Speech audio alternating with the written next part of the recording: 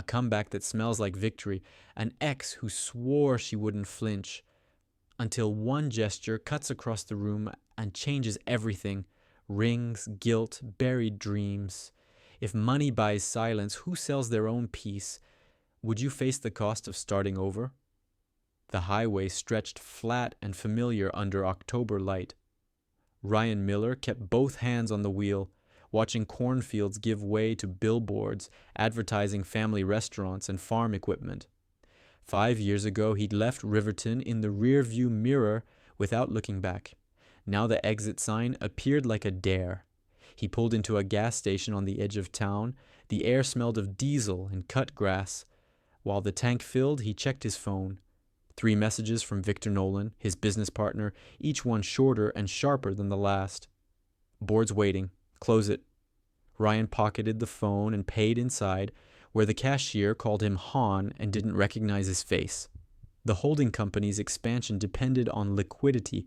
The land deal was clean on paper, inherited parcel, commercial zoning approved, developer ready to break ground on high-end condos. All he needed was Elise's signature on the final release. Their divorce had been quiet, bureaucratic, no drama, no lawyers fighting over silverware. He'd sent the separation papers by courier. She'd signed within a week. This should be the same. Riverton hadn't changed much. Same brick buildings downtown, same hardware store with the faded awning, same diner where he'd eaten Friday lunches in high school. He drove past the old movie theater, now a thrift shop, and turned onto Riverside Drive. The GPS led him through neighborhoods he'd forgotten, streets lined with oaks and porches where people sat with coffee in hand. The parcel sat at the edge of the industrial district where warehouses had been emptying out for a decade. Ryan remembered it as cracked asphalt and rusted chain link, a tax burden his father had griped about over Sunday dinners. When the old man died, the title passed to Ryan, and for years it sat in a file cabinet, generating property tax bills and nothing else. He turned the corner and stopped. The chain link was gone. In its place stood a low building with large windows and a sign in blue letters, Horizon Clinic. The parking lot was half full. People moved through the entrance, a woman with a toddler on her hip, an older man with a cane, a teenager in a maintenance uniform. The building wasn't new, but it was clean. Planters held late-season flowers. The walkway had been resurfaced. Ryan sat in the car, engine idling, staring at the sign. This wasn't supposed to be here. He pulled into a visitor spot and killed the engine. Through the glass doors, he could see a reception desk, chairs arranged in rows, a bulletin board covered with flyers, a clinic, a real, functioning clinic. He reached for his phone to call Victor, then stopped. Better to see it first, better to understand what he was walking into. The glass door opened under his hand. Inside, the air was cooler, sharp with antiseptic. A woman at the desk looked up, smiled briefly, and gestured to a clipboard. "Sign in, please. Are you here for an appointment?" "No," Ryan said. "I'm looking for Elise Parker." The receptionist's expression shifted, warmer now, more personal. "Dr. Parker's with a patient. You can wait, or I can leave her a message. I'll wait." He took a seat near the window. The chairs were mismatched but sturdy. Across from him, a mother helped her daughter color in a workbook. An elderly woman flipped through a magazine, her fingers gnarled but steady. The air smelled like coffee and bleach and something faintly medicinal. On the wall, a framed photo showed a ribbon-cutting ceremony. Elise stood in the center, scissors raised, surrounded by people in scrubs and community members holding signs. She looked different, thinner maybe, or just older. Her hair was shorter. She was smiling. "Ryan?" He turned. Elise stood in the hallway, a tablet tucked under one arm, wearing dark slacks and a white coat with her name embroidered on the pocket. Her face held no surprise, only a calm, watchful stillness. "We need to talk," Ryan said. "Yes," Elise said quietly. "We do." Elise led him down a hallway that smelled of fresh paint. The walls were lined with framed certificates, health posters in English and Spanish, a children's drawing of a stethoscope. They passed exam rooms with closed doors, a supply closet organized with military precision, a break room where 2 nurses sat eating lunch, and fell silent when they saw her. She unlocked an office at the end of the hall. It was small, a desk, 2 chairs, a filing cabinet, a window overlooking the parking lot.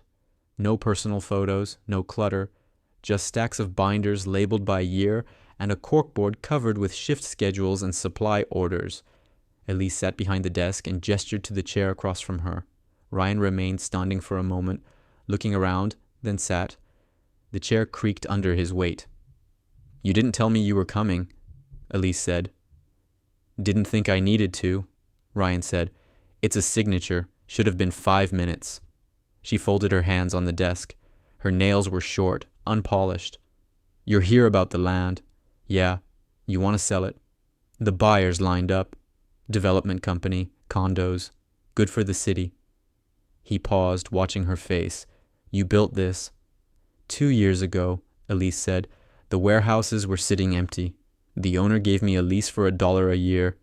It was supposed to be temporary until we found permanent funding. The warehouses are on my land." "I know." Ryan leaned back. The office was warm. He could hear the hum of an HVAC unit, the muffled sound of voices from the hallway. "Why didn't you call me before you built all this?" "Would it have mattered?" He didn't answer. Elise opened a binder and slid it across the desk. "This is what we do.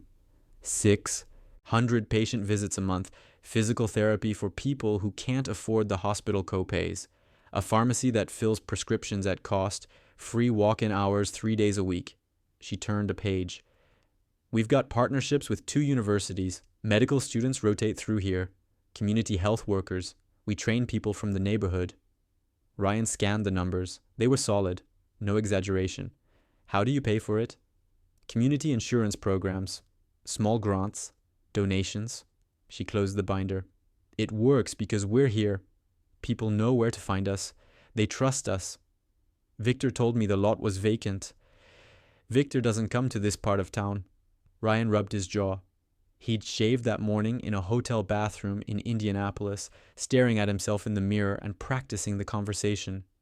Clean, simple, business. None of this had been in the plan. "The sale closes in 2 weeks, he said. "I won't sign." "Elise, I know what the contract says." Her voice was steady, but there was steel underneath. "You inherited the land. You have the title, but I built something here that people need. You can't just sweep it away because it's inconvenient." "It's not about inconvenient. It's about—" He stopped, searching for the right word. Obligation, responsibility, cash flow. None of them sounded right in this room. "About what?" Elise asked. Ryan looked at her. She was 40 now, or close to it. Lines around her eyes. A faint scar on her chin from a biking accident when she was 12. He remembered that scar. He remembered a lot of things he'd tried to forget. "We'll find you another property," he said. "Same size, better location maybe. We can work it out." "No. Elise, this isn't a negotiation, Ryan." She stood, walked to the window, and looked out at the parking lot. A man in coveralls was loading boxes into a van. "You show up after 5 years with a contract and expect me to just move? To pack up 600 people's care plans and start over somewhere else?" "I didn't know this was here." She turned to face him. "That's not my problem." The silence stretched. Outside, a siren wailed in the distance, faded, disappeared. "Who else knows about the sale?" Elise asked. "Victor, the board, the developer. And Mark." Ryan frowned. "Mark Barrett, the city councilman?" "My fiancé." The word landed like a stone. Ryan felt something shift in his chest, surprise maybe, or something uglier. "Congratulations," he said, and it came out flat. "Don't," Elise said quietly. "Don't what?" "Pretend you care." Ryan left the clinic with the binder under his arm and no signature. He sat in his car for 10 minutes, staring at the steering wheel, before pulling out his phone. Victor answered on the first ring. "Tell me she signed." "There's a clinic on the property." Silence. "Victor?" "I know about the clinic," Victor said. His voice was smooth, unhurried. "It's a temporary lease, non-transferable. Once the sale closes, they're out." She's not signing. Then we don't need her to. Victor's tone sharpened. The title's in your name, Ryan. You're the sole owner. Her signature on the release is a courtesy, not a requirement. She built something real there. She built it on borrowed time. That's not our problem. A pause. The developers expecting movement. The board's expecting movement. Don't let sentiment cloud this. Ryan hung up without answering. He drove back into town and checked into the Riverside Inn, a 2-story motor lodge with a blinking neon sign and a vending machine by the office. His room smelled like carpet cleaner. He dropped his bag on the bed, took out his laptop, and opened the development contract. The terms were clean, deposit already paid. Closing in 14 days.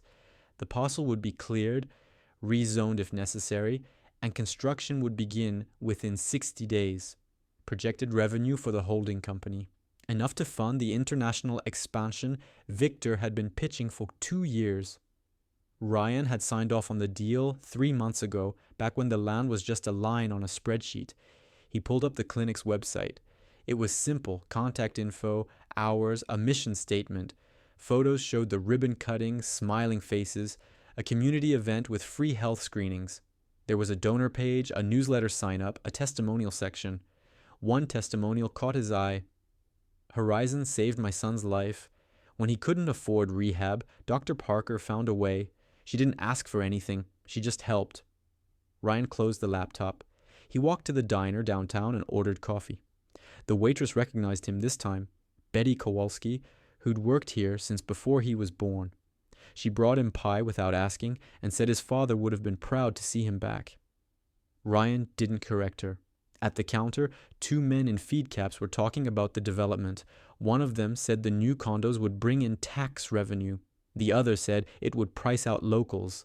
They argued good-naturedly, like it was a sports game, like it didn't matter who won. Ryan paid and left. He drove past the clinic again. The lights were still on. Through the window, he saw Elise talking to a nurse, her hands moving as she explained something. She looked tired. His phone buzzed. A text from Mark Barrett. Let's meet. Tomorrow. Coffee? Ryan typed back, 10 a.m., Main Street Cafe. He spent the rest of the evening in his hotel room, reviewing emails. One from Victor, marked urgent, outlining the penalties if the deal fell through. One from the board chair, asking for a timeline. One from his lawyer, reminding him that Elise's consent wasn't legally necessary, but would smooth the optics. He didn't answer any of them. Instead, he pulled up old photos on his phone.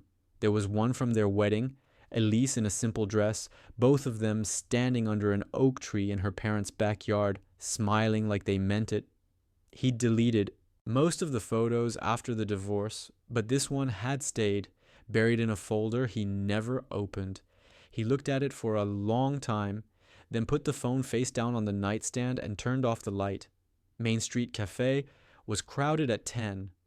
Ryan found a table near the window and ordered black coffee. Mark Barrett arrived 5 minutes late, shaking hands with half the room before sitting down. Ryan, Mark said, extending his hand across the table. His grip was firm, practiced.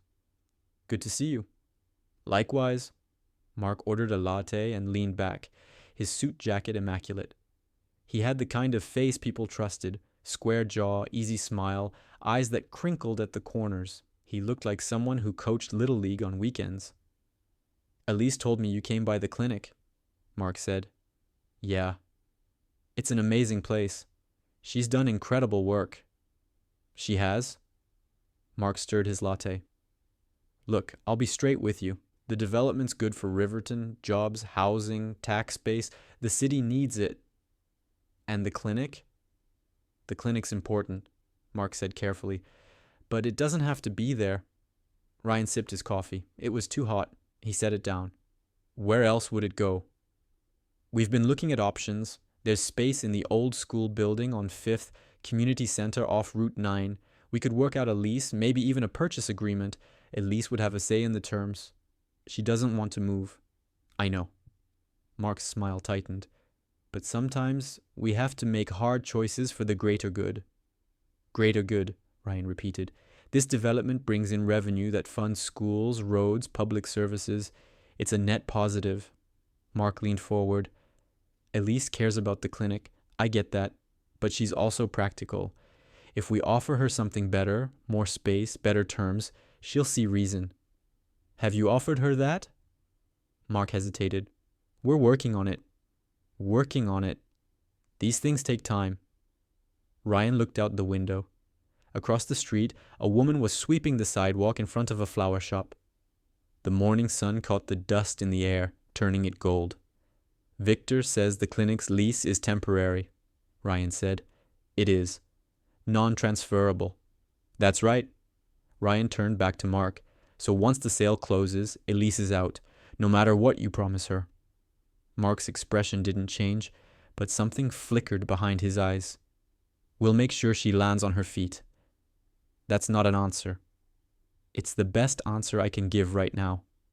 Mark finished his latte and stood, buttoning his jacket. Think about what's best for everyone, Ryan. Not just Elise, not just the clinic, everyone. He left cash on the table and walked out, shaking more hands on his way to the door. Ryan sat alone, watching his coffee go cold. The inspection notice arrived at the clinic on a Wednesday morning. Elise read it twice, her jaw tightening with each line. Waste disposal violations, noise complaints, alleged health, code irregularities. The list was 2 pages long, deadline to resolve, 10 days. She called the city inspector's office.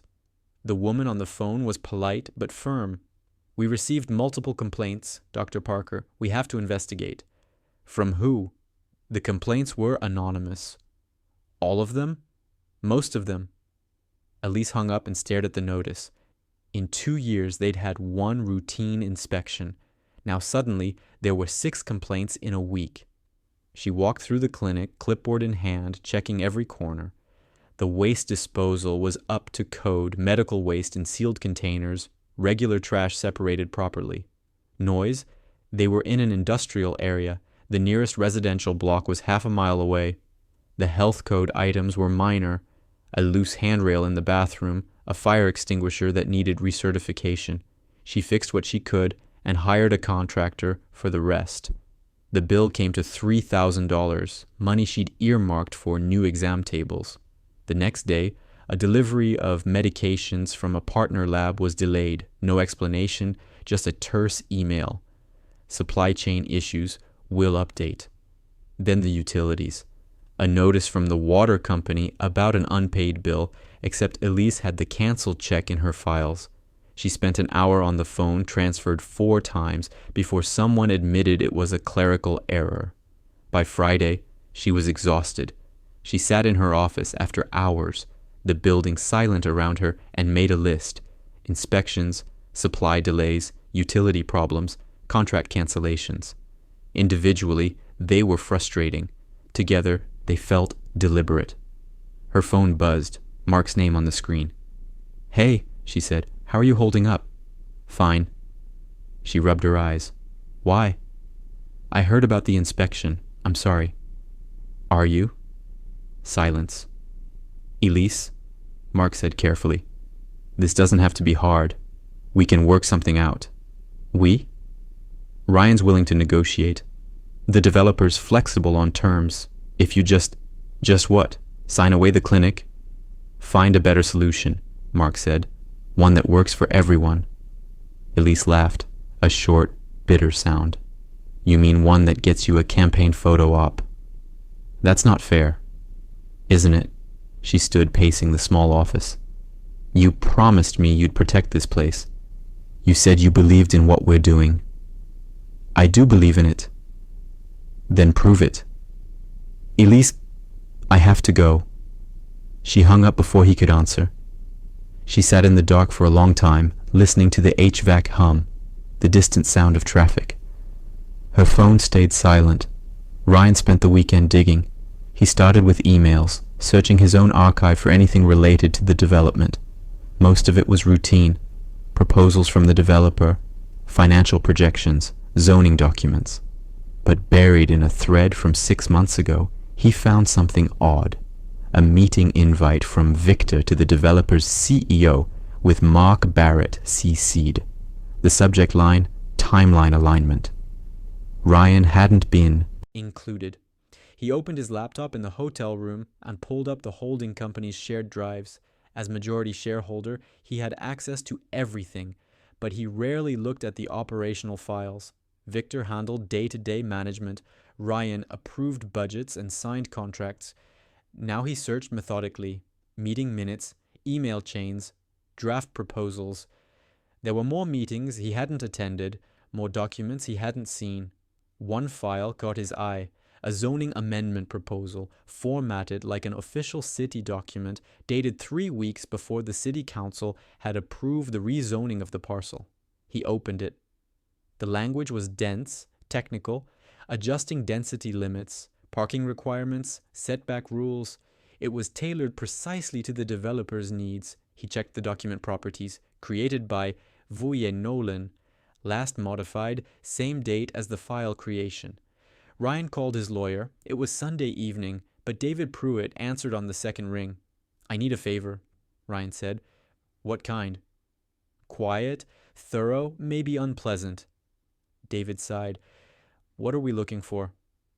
"Anything that shouldn't be there." On Monday, Ryan drove back to the clinic. He found Elise in the break room eating a sandwich at a wobbly table while reviewing patient charts. She looked up when he knocked on the doorframe. "Can we talk?" Ryan asked. "About what?" "The inspections? The complaints?" She set down her sandwich. "What about them?" "How many have you had?" 6 in the last week." "All anonymous?" "Most of them." Ryan pulled out a chair and sat. "That's not random." "I know. Someone's pushing." Elise met his eyes. "You think?" "I don't think. I'm sure." He paused. "Victor's involved. I don't know how deep yet, but I'm finding out." "Why are you telling me this?" "Because you should know what you're up against." She studied him, her expression unreadable. "What do you want, Ryan?" "I want to understand what happened here." "To the clinic?" "To us." The words hung in the air. Elise looked away, out the window where the parking lot baked under afternoon sun. "We got divorced," she said quietly. "That's what happened." "You signed the papers in a week. You sent them with a note that said no hard feelings." "I didn't know what else to say." "You could have said the truth." Ryan opened his mouth, closed it. The break room smelled like coffee and disinfectant. Through the wall, he could hear someone coughing, a door closing, the murmur of voices. "I'm going to stop this," he said finally. "Stop what?" "The sale. The pressure. All of it." Elise shook her head. "You can't." "Watch me." Ryan called David Pruitt at 6 in the morning. "I want a full compliance review. Everything Victor touched in the last year." "That's going to cost," David warned. "I don't care." "And it's going to raise questions." "Let it." David was silent for a moment. "What are we looking for, specifically?" "Anything off book, meetings that weren't logged, emails that shouldn't exist, money moving in ways it shouldn't." "You think Victor's dirty?" "I think Victor's been making decisions without me." "That's not the same thing." "No," Ryan said, "but I'm betting it's close." The compliance team arrived on Tuesday. 3 auditors from a firm in Chicago carrying laptops and poker faces. Ryan set them up in a conference room at the holding company's satellite office in Riverton and gave them access codes to every system. "No one talks to Victor until you're done," Ryan said. "Not about this. Not about anything." The lead auditor, a woman named Sarah Chen, nodded. "How long do we have?" "As long as it takes, but I need answers before the sale closes." "That's 8 days." "Then work fast." Ryan spent the rest of the week avoiding Victor's calls. Each voicemail was shorter and sharper than the last. By Thursday, Victor showed up at the hotel. "What the hell are you doing?" Victor demanded. Ryan was sitting on the bed, laptop open, reviewing supply contracts for the clinic. He closed the screen and looked up. "What do you need?" "I need you to answer your phone. The board's asking questions. The developer's nervous. You're making this harder than it has to be." "Am I?" Victor stepped into the room, closing the door behind him. He was tall, broad-shouldered, the kind of man who filled a space. "You're stalling. Why?" I want to understand the deal. You've seen the terms. We've been over this. I want to understand all of it. Victor's expression shifted. What does that mean? It means I'm doing my job. Your job is to close the sale. My job, Ryan said evenly, is to make sure we're not doing something we'll regret. Victor stared at him. This is about her, isn't it? It's about a clinic that serves 600 people a month. It's about Elise. Ryan stood. They were the same height, but Victor had 50 pounds on him. Ryan didn't flinch. It's about doing the right thing. The right thing is keeping this company solvent, Victor said. The right thing is honoring commitments we made. You want to save Elise's clinic? Fine. Find her another property, write a check, but don't kill this deal because you feel guilty about a divorce. Get out. Ryan, get out. Victor left, slamming the door hard enough to rattle the frame. On Friday, Sarah Chen called. We found something. Ryan drove to the satellite office. The auditors were still in the conference room, surrounded by printouts and post-it notes. Sarah handed him a folder. Emails, she said, between Victor and Mark Barrett's chief of staff, coordinating on zoning amendments, timing the complaints to the clinic, discussing how to accelerate the timeline. Ryan flipped through the pages. The language was careful, coded in places, but the intent was clear. Victor had been working with Mark's office to manufacture pressure on the clinic. There's more, Sarah said. She opened her laptop and pulled up a spreadsheet. Wire transfers, small amounts, structured to stay under reporting thresholds, from the holding company's operational account to a consulting firm. What consulting firm? It doesn't exist. The address is a UPS store. The phone number's disconnected. Ryan felt cold. How much? 80,000 over 6 months. Where did it go? We're tracing it, but our guess?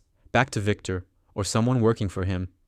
Ryan sat down. The conference room was too bright, the fluorescent lights humming overhead. He felt a headache building behind his eyes. What else? He asked. Sarah handed him another folder. Meeting schedules. Victor met with the developer and Mark Barrett 4 times in the last 2 months. None of those meetings are in the company calendar. Who else was there? Unknown. But the meetings happened at the developer's offices after hours. Ryan opened the folder. There were credit card receipts from restaurants near the developer's building, Uber logs showing trips from the satellite office to downtown, calendar invites sent from Victor's personal email instead of the company account. He was covering his tracks, Ryan said. Yes. Ryan closed the folder. Can you testify to this? Sarah glanced at her colleagues. If it comes to that, it will. Ryan called a board meeting for Monday. Victor wasn't invited. The board convened by video call, 5 directors scattered across 3 time zones. Ryan shared his screen and walked them through the compliance report, the emails, the wire transfers, the off-book meetings. This is serious, the board chair said. Her name was Margaret Torres, a retired CFO with a reputation for ruthlessness. How long have you known? A week? And you didn't tell us? I wanted to be sure. Margaret's face was unreadable. What do you want to do? Kill the deal, fire Victor, report this to the DA. Silence. One of the other directors, a man named Carl Bennett, spoke up. If we kill the deal, we lose the deposit. That's $2 million. I know. And the expansion? We'll find another way. Ryan, Carl said carefully, I understand you're upset, but we have fiduciary responsibilities. We can't just walk away from a profitable deal because of internal issues. These aren't internal issues, Ryan said. This is corruption. We don't know that, another director said. The emails are ambiguous. The wire transfers could be legitimate. They're not. Margaret raised a hand. Let's take a breath. Ryan, I appreciate your diligence. But this board has to weigh the full picture. Yes, Victor's behavior raises questions, but killing the deal has consequences. Legal consequences. Financial consequences. What about ethical consequences? Ryan asked. That's not our primary concern. Then what is? Margaret leaned toward the camera. Our primary concern is keeping this company healthy, and right now, that means closing the sale. Ryan looked at the faces on the screen, some sympathetic, some calculating, none willing to follow him. Then, I'm resigning from the board, Ryan said. The silence was sharp. Ryan, Margaret began, as majority shareholder, I have the authority to block the sale unilaterally. I'm exercising that authority. The deal is off. You can't. I can. Check the bylaws. He ended the call. His phone rang immediately. Victor, then Margaret, then Carl. Ryan turned it off and sat in the silence of the hotel room, staring at the blank screen. Ryan met with David Pruitt at a law office in Indianapolis. They spent 6 hours drafting documents, deed transfer, irrevocable donation, use restrictions, endowment terms. The land would go to Horizon Clinic with legal protections to ensure it couldn't be sold or seized. Ryan would fund a trust to cover maintenance overseen by an independent auditor. This is going to hurt, David warned. I know. The board will sue. Let them. Victor will too. I hope he does. Discovery will be fun. David smiled grimly. You're sure about this? Ryan looked out the window. The city sprawled below, anonymous and vast. Somewhere out there, people were going about their lives, oblivious to boardroom fights and land deals and the cost of doing the right thing. I'm sure, Ryan said. He drove back to Riverton that night. The clinic was dark except for a single light in Elise's office. He knocked on the glass door. She looked up startled, then came to unlock it. What are you doing here? She asked. Ryan handed her a folder. Read this. She opened it, frowning. He watched her face as she scanned the first page, then the second. Her frown deepened, then smoothed into something like disbelief. You're donating the land, she said. Yes. To the clinic. Yes. With an endowment. Yes. She looked up. Her eyes were bright, unreadable. Why? Because it's the right thing to do. That's not an answer. Ryan shoved his hands in his pockets. The hallway was cold. He could see his breath. You asked me once what I wanted. I told you I wanted to understand what happened to us. And? I think I was afraid, he said quietly. Afraid of what it would cost to be the person you thought I was. Elise closed the folder. Who did you think I thought you were? Someone better than I am. She was silent for a long moment. Outside, a car passed, headlights sweeping across the parking lot. You're wrong, she said finally. About what? I never thought you were better. I just thought you were honest.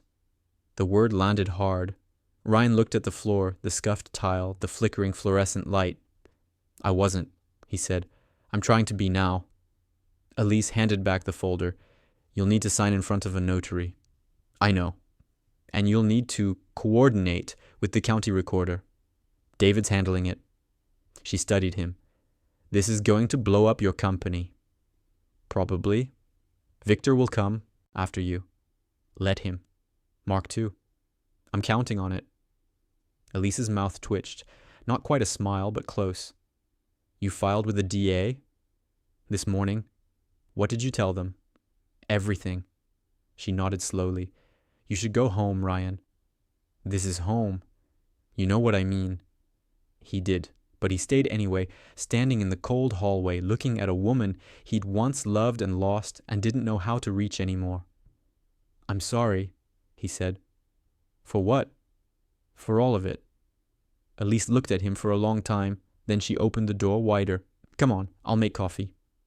The DA's office moved fast. By Wednesday, federal agents executed search warrants at Victor's home and office. They seized computers, phones, files. The local news ran the story with Victor's photo. Corruption probe targets local developer, city officials. Mark Barrett held a press conference. He denied everything, blamed overzealous staff, called it a misunderstanding. The email surfaced 2 days later, leaked to a reporter. Mark's career imploded in 72 hours. The developer pulled out of the deal entirely, citing reputational risk. The holding company's stock dipped, then stabilized when Ryan announced new leadership and a restructuring plan focused on transparency. Victor lawyered up and went silent. Elise ended her engagement quietly with a single phone call. Mark tried to argue. She hung up. Ryan stayed in Riverton through it all, working from the hotel room, fielding calls from lawyers and investors and journalists. He gave one interview to the local paper and said only, "We're committed to doing business the right way, even when it's hard." The clinic survived. The inspection threats disappeared. Supply deliveries resumed. Partnerships solidified. Local businesses, no longer afraid of political backlash, donated equipment and funding. One morning, Ryan showed up at the clinic with coffee. Elise was in her office, buried in paperwork. "You look tired," he said, setting the cup on her desk. "I am tired." She took the coffee, sipped, made a face. "You remembered? Black? 2 sugars?" You remembered. They sat in companionable silence, the office warming as the sun rose higher. Outside, the parking lot filled with cars, people arriving for appointments, for therapy, for the walk-in hours Elise had started. "The endowment cleared," Ryan said. "I saw. You can hire more staff now." "I know." He watched her. She looked different, lighter maybe, less burdened. "What happens next?" "I keep working," Elise said. "What about you?" "I don't know yet." She smiled.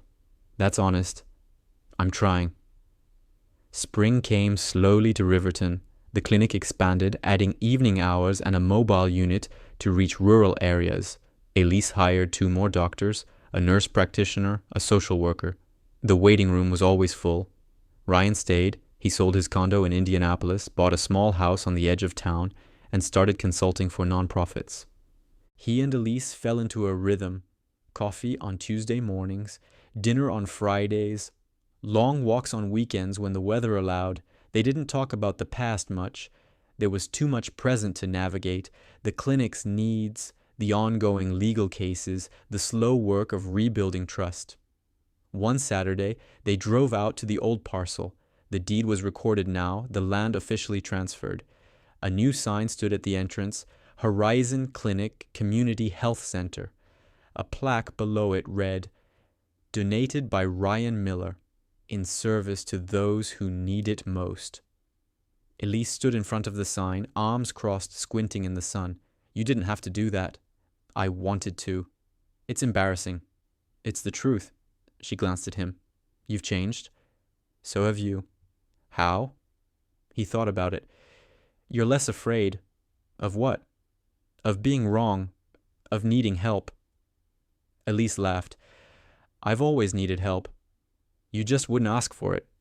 She looked back at the sign. "Maybe I'm learning." They walked the perimeter of the property, the grass still brown from winter, patches of mud where the rain had pooled. The building looked solid in the daylight, sturdy and purposeful. "What happened between us?" Elise said. "It wasn't all your fault." Ryan stopped walking. "I think it was. I could have fought harder, could have asked you what was wrong. I wouldn't have told you." "Why not?" He was quiet for a long time. They stood at the edge of the parking lot, where the asphalt met the grass. "My father was involved in something bad," he said finally. "Corruption, public contracts. I found out right before I filed for divorce." Elise stared at him. "What?" "There was a federal probe. My father, 2 executives. It was sealed. If you'd stayed tied to me, to the family, you could have been dragged into it." "So you just left?" "I cut the ties, made it clean, made sure your name was nowhere near it. Ryan, I know how it sounds, but I thought I was protecting you."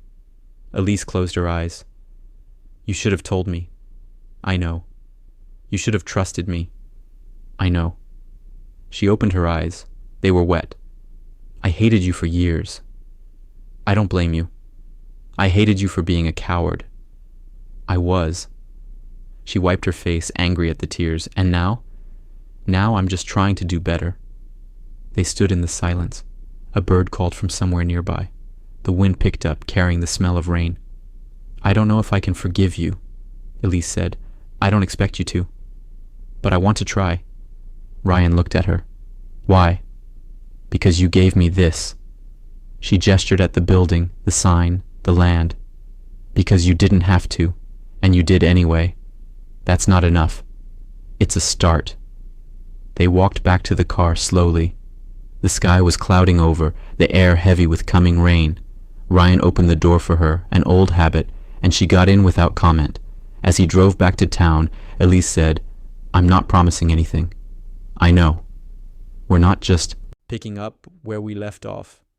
I know. If this is going to work, we have to build something new." Ryan glanced at her. "What does that look like?" "I don't know yet, but it starts with truth.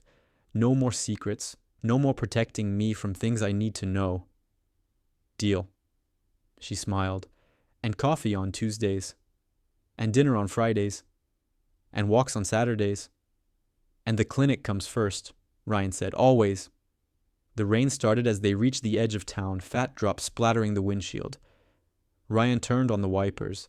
Elise looked out the window at the familiar streets, the buildings she'd known her whole life, the town that had tested her and held her and let her build something real.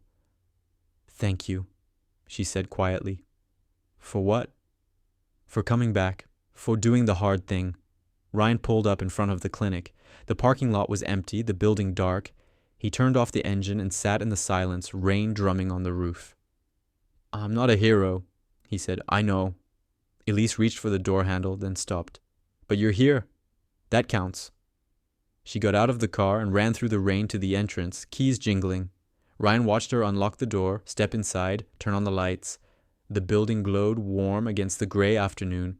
Through the window, he saw Elise moving through the hallway, checking rooms, turning on more lights, making sure everything was ready for Monday. Ryan started the car and drove home.